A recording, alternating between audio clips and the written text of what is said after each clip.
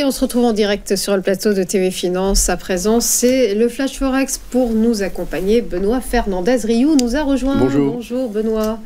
Vous êtes consultant spécialiste du Forex et auteur de Marché en aparté. On va d'abord commencer par évoquer l'euro-dollar et la monnaie unique européenne qui a repris sa chute face au billet vert. Oui, tout à fait. Après avoir touché une grande oblique de très très long terme dont on avait déjà parlé il y a 15 jours ensemble et qui est toujours présente, qui est toujours valide, comme vous pouvez le constater. Alors on ne l'a pas touché au pixel près ou au pips près, mais on est désormais sur une réjection de cette grande oblique.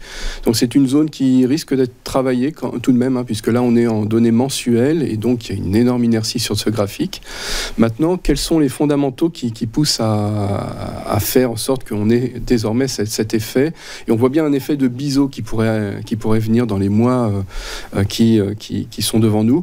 Alors sur les fondamentaux, sur la partie euro, on est malheureusement sur deux locomotives qui sont un petit peu à l'arrêt, notamment l'Allemagne, qui depuis plusieurs mois souffre, sa croissance est nulle, et la France qui, même si elle avait une petite croissance, risque de rejoindre l'Allemagne, malheureusement, avec les décisions gouvernementales, de faire en sorte de augmenter finalement les impôts. Donc on risque d'avoir ces deux locomotives qui vont faire qu'on aura une croissance quasi nulle, donc pas de risque d'inflation sur l'euro, et donc la BCE qui devra statuer sur les taux directeurs dans 10 jours, le 17 octobre, va très certainement finalement pouvoir continuer sa trajectoire de baisse à un rythme habituel, donc de 25 points de base. C'est ce qu'attend le marché, et c'est ce qui explique notamment la baisse de la paire euro-dollar avec l'euro qui est en repli.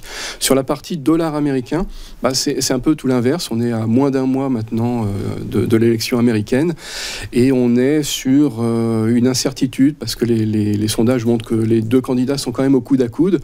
Alors les enjeux sont davantage sur des notions sociétales, des notions de wokisme, de patriotisme, etc., entre les deux candidats, parce que la partie finalement économique de ces deux candidats, alors elle ne se ressemble pas effectivement, mais par contre on est dans deux politiques en gros libérales, pro-business, et qui de toute façon devraient être appréciées par les marchés. Juste pour rappel, et c'est assez contre-intuitif, on a eu un Donald Trump qui a été obligé, suite à la crise Covid, de faire du keynésianisme en utilisant l'hélicoptère-monnaie, ce qui est contre-intuitif pour les républicains. Et on a eu de l'autre côté les démocrates qui, sous la présidence de Joe Biden, qui est toujours en place, mais qui a lancé l'IRA, le Inflation Reduction Act, qui est quand même quelque chose de l'ordre de la politique de l'offre. Et donc, c'est contre-intuitif, puisqu'on s'attendait à ce que les choses soient inversées. Et donc, si on lit ça, la politique américaine, avec notre grille de lecture française, on a du mal à saisir, en fait, tout ce qui toutes les petites subtilités qui font que, de l'autre côté, outre-Atlantique, on va avoir finalement un effet de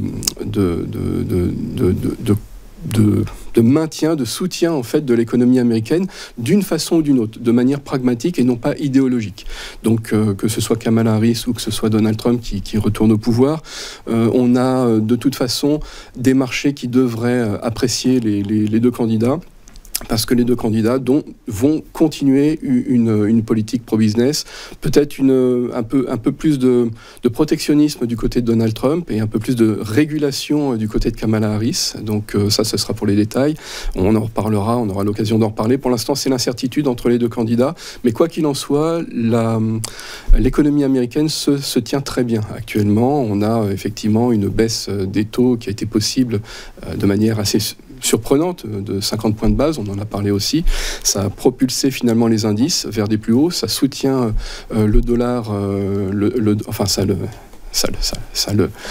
ça le déprécie dans l'absolu, mais ça soutient le fait que le dollar américain est le reflet finalement d'une économie forte. Et on a à cette configuration fondamentale classique, des éléments exogènes, notamment le triste anniversaire du 7 octobre nous le rappelle, une situation au Proche-Orient qui est en train de monter dans les tours, avec une escalade pour l'instant maîtrisée, mais qui pourrait déraper.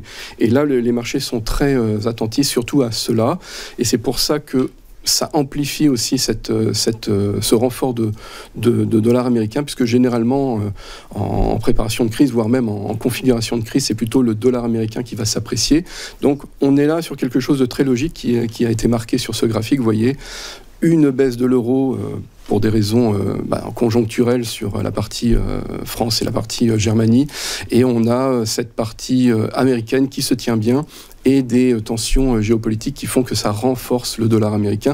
Le pétrole sera aussi très regardé, puisque évidemment, on a l'Iran qui est impliqué désormais. Une possible frappe oui. sur des sites pétroliers. Exactement. Envisagés par Israël. Alors, c'est envisagé par Israël, c'est pas soutenu par les Américains, parce que ça pourrait déstabiliser, j'ai envie de dire, la bonne marge du monde et la bonne marge des marchés, notamment le marché pétrolier, qui, sur le Brent, pour une référence, on est à $78 le baril environ. Et on sait que un cut de 1 million de barils d'offres, c'est-à-dire en gros d'1% de l'offre, ça décale d'à peu près 5%.